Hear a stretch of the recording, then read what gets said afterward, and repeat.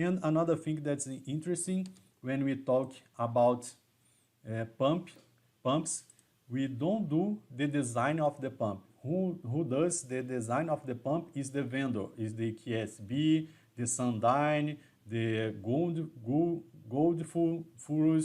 Grundfos, and etc. They do the design of the pump related to the